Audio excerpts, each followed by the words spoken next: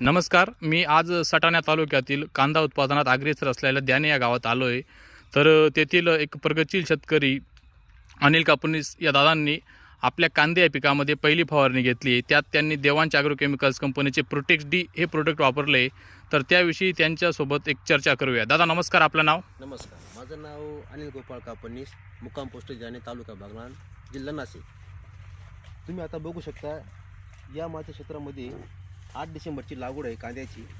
तर लागवड केल्यानंतर 10-12 दिवसानंतर जे वातावरण खराब झाले, त्या वातावरणामुळे माझ्या कांद्याचे पाती करपण्याचे प्रमाण किंवा तुम्ही बघू शकता खाली पात पिवळी होती, शेंडे करपण्याचं प्रमाण होतं. त्याच्यामुळे मी स्प्रे घेण्याचा निर्णय घेतला. त्याच्यामध्ये मी देवांश ॲग्रोचं प्रोडक्ट डी आणि साप पावडरचा स्प्रे केला आहे. त्या स्प्रे केल्यामुळे माझा तो पिवळापणा कमी झाला आहे, पातींची संख्या वाढली आहे आणि प्लॉटला काळोखी आली. तर असा माझा अनुभव आहे. तुम्ही बघू शकता प्लॉटकडे 8 डिसेंबरचा प्लॉट आहे आणि ज्या क्षेत्राला मी स्प्रे केला नाही त्याच्यामध्ये थोडाफार बदल दिसतोय मला, असं मला वाटतंय. इतर शेतकऱ्यांना काय सांगाल दादा?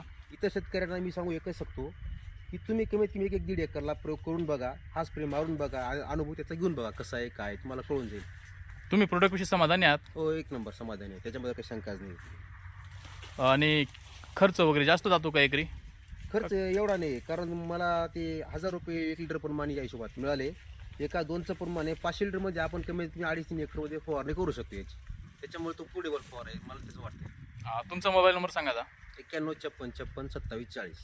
धन्यवाद दादा. ठीक.